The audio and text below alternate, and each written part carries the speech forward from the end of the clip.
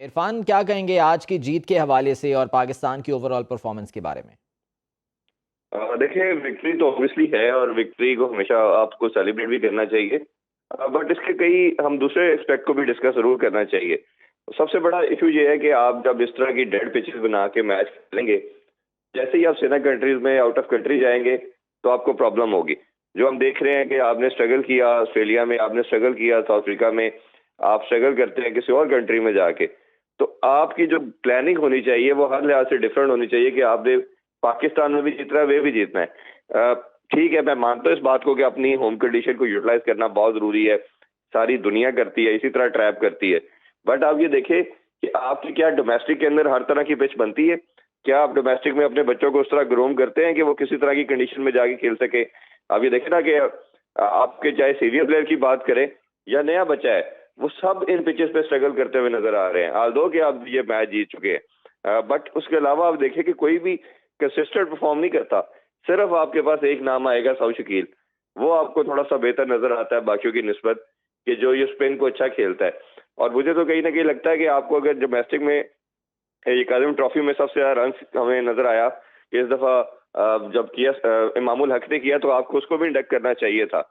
उसको भी टीम का पार्ट रखना चाहिए था। कोई पॉइंट नहीं है कि जैसे पहले इनिंग में सिर्फ एक ओवर करवाया आपने खुरम शहजाद से, और कंसीडरिंग ऑल द फैक्ट आपको क्या जरूरत थी फिर फास्ट बॉलर को रखने की या टीम में इंडक्ट करने की?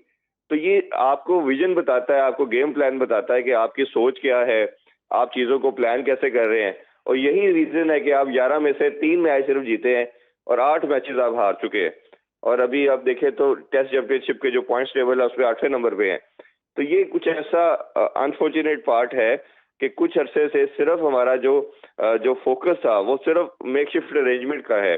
कोई गेम प्लान आपको नजर नहीं आ रहा कि हमने आगे का क्या सोचना है, क्या नहीं सोचना। टेस्ट में खास तौर पे पर्टिकुलरली जब हम बार बार बात करते हैं कि रेड क्रिकेट जो है वो क्रिकेट की जान है, उसी से क्रिकेट आपकी इंप्रूव होती है, तो उसके अंदर हमारा 8-10 साल से मैं देख रहा हूँ कि कंटिन्यूसली एक डिप है, कंटिन्यूसली एक डिक्लाइन है। एक तो आईसीसी का भी मुझे समझ नहीं आती कि दुनिया को वो 5-5 मैचेस की टेस्ट सीरीज देती है और पाकिस्तान को सिर्फ 2 मैच या मैक्सिमम भी मिलते हैं, 3 मैचेस की सीरीज मिलती है। और इस साल तो सोने पे सुहागा ये है कि हमने सिर्फ 5 टेस्ट मैचेस खेलने हैं। 3 हम खेल चुके हैं, 2 खेल चुके हैं, एक और खेलना, और फिर उसके बाद 10 मंथ का पीरियड के बाद साउथ अफ्रीका ने पाकिस्तान आना है। तो जब एक तो खेलेंगे या बहुत कम, फिर लड़कों की प्रायोरिटी भी मुझे नजर नहीं आती। वो भी वाइट बॉल की हद तक रहेगी, ओडीआई या टी20 खेले, लीग खेले। तो वो किसी तरह इसका एक ऐसा मैकेनिज्म डिफाइन करना है बोर्ड को कि आपके बच्चों को लेके चलना। जैसे मैं एक छोटी सी मिसाल दूं, ब्रॉड और एंडरसन को जब उन्होंने पिक किया, उन्होंने 2011-12 के बाद कहा कि आप हमारी टेस्ट की कमोडिटी हैं और आपने अब वाइट बॉल नहीं खेलनी। उनको फिर रिम्यूनरेट भी किया, उनको उन्होंने अपने कैप्टन से भी ज्यादा पैसे दिए। ठीक है, तो इस तरह का विजन होता है, इस तरह की सोच होती है। और देखिए आप कि उन दोनों ने कम से कम 15 साल फिर वो खेली क्रिकेट, उन्होंने रेड बॉल क्रिकेट खेली। तो इस तरह की चीजें लेके चलने की जरूरत है। हमारा एक रेड बॉल का प्लेयर था बास, उसको आपने 3.5 साल टीम में ही नहीं रखा, फिर आपने out of the no way team में डाल के इसके बाद फिर बाहर कर दिया। जी। तो ये जो सोच है, जो मैं बार बार बात कर रहा हूँ कि इसको आपको प्लान बनाने की जरूरत है, एग्जीक्यूशन की जरूरत है।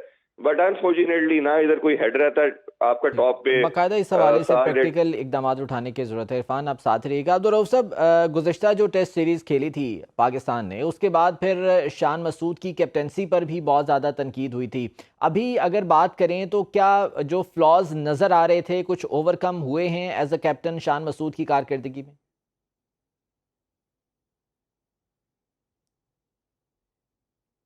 अब्दुल रऊफ साहब से राब्ता गालिबन मुनक़ता हुआ है। इरफान, आप क्या कहेंगे, शान मसूद की कैप्टनसी कुछ बेहतर हुई है? नहीं, बिल्कुल भी नहीं। अगर ऐसे हम देखें, रियलिटी को एक्सेप्ट करना चाहिए। ये समहाउ इस तरह के कप्तान नजर आते हैं जो सिर्फ हैपनिंग का वेट करते हैं। आप ये देखें ना कि अगर आपने नुमान और साजिद को लगा दिया और अगर ये आउट कर रहे हैं तो ठीक है, अगर कोई प्रॉब्लम आ गया तो फिर आप कुछ डिफरेंट नहीं करते। जैसे मैं प्राइम एग्जांपल देना चाहूँ, लास्ट जो हमने सीरीज साउथ अफ्रीका के अगेंस्ट खेली, 8 आउट करने के बाद 2 आउट नहीं कर पाए, तो हमने ना फील्ड प्लेसिंग चेंज देखी, ना हमने देखा कि कप्तान ने बॉलर को कहा कि आपने कोई शॉर्ट बॉल करें, कोई स्पिनर को रिड्यूस किया जाए। कुछ भी ऐसा नहीं हुआ। वेस्ट इंडीज जैसी टीम के भी 8 आउट कर लिया आपने 62 पे, और लास्ट 2 खिलाड़ियों से आपने 137 तक करवा दिए। फिर पाकिस्तान एक ट्रैप रहा है। तो आपके पास फिर कोई प्लान हमें नजर नहीं आया कि उस पोजीशन में आपने क्या करना है।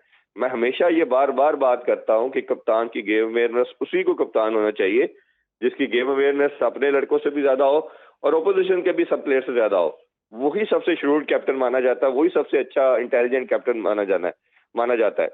बट साहिब अयूब, अगर हम सॉरी ईशान मसूद की बात करें तो ठीक है, हमें लगता है बड़े डिसेंट है, रीजनेबल प्लेयर हैं, प्लेयर भी अच्छे हैं। बट कहीं ना कहीं मुझे लगता है कि कप्तानी के जो तमाम इंग्रेडिएंट्स हैं उसमें कोई ना कोई चीज उनमें कई दफा लैग कर जाती है। और अगर आप ये टेस्ट चैंपियनशिप के अगला जो साइकिल है, लास्ट टेस्ट मैच के बाद जो सेकंड खेला जाएगा, वो फिर आपका 2-2.5 साल का है।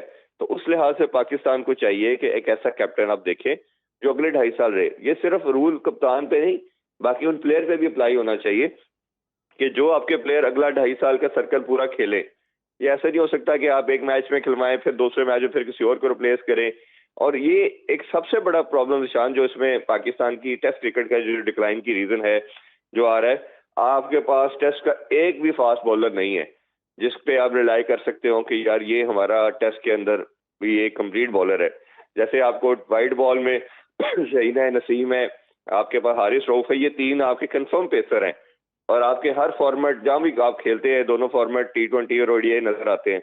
बट जब आप बात करते हैं टेस्ट मैच की, तो टेस्ट मैच में आपके पास एक भी ऐसा बॉलर नहीं है, ठीक है, जिसको आप पूरा बैंक कर सके और आप कहे कि यार ये तो हमारा कंफर्म टेस्ट मैच खेलेगा ही खेलेगा और ये तो हमें हर दफा अच्छा परफॉर्म करके भी देता है। तो ये पाकिस्तान का सबसे जो बड़ा मेरी नजर में ओपिनियन है या मेरी राय ये है इस हवाले से कि आपके पास टेस्ट का बॉलर नहीं है।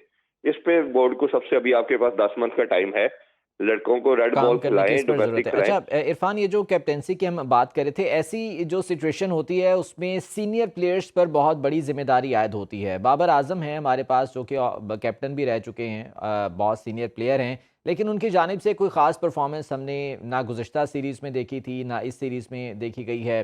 रिजवान भी कुछ जो है वो उनके करीब करीब ही हैं, वो भी कोई ख़ास परफॉर्मेंस नहीं दे पा रहे हैं, तो इसकी क्या वजह है?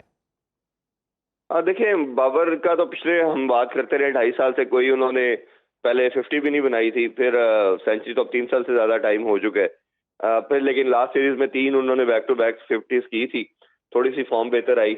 बट जहां उनका थोड़ा सा एक मसला है कि जिस तरह का ये स्पिन के ऊपर वो ज्यादा फंसना शुरू हो गए हैं। पास में भी मसला था, बट अब हम देख रहे हैं कि स्पिन विकेट्स के ऊपर उनको बहुत ज्यादा प्रॉब्लम आती है और स्पिन के ऊपर वो गेस्ट बहुत स्ट्रगल करते हैं। और ये ऐसी कंडीशन के अंदर हमने पहले भी देखा है, जब इंग्लैंड की गेस्ट भी सीरीज थी या पास में भी, कि वो स्ट्रगल करते हुए नजर आए हैं। जब बैट पे बॉल अच्छा आता है, वो उधर वो बेसिकली फ्री फ्लोइंग किस्म के बैटर हैं, उधर वो सक्सेसफुल रहते हैं। तो मैं तो ये कहता हूँ कि उनका कॉन्फिडेंस शेक ना हो, उनको सेकंड मैच में भी रेस्ट दे देना चाहिए और उसकी जगह आप इमाम को खिला सकते हैं या किसी और बैटर को चांस दे सकते हैं, क्योंकि ओबियसली अगर वो फिर स्ट्रगल करेंगे तो फिर ये कॉन्फिडेंस चैंपियन ट्रॉफी से पहले उनको हर्ट भी कर सकता है। ये आपकी टीम के लिए भी ठीक नहीं है।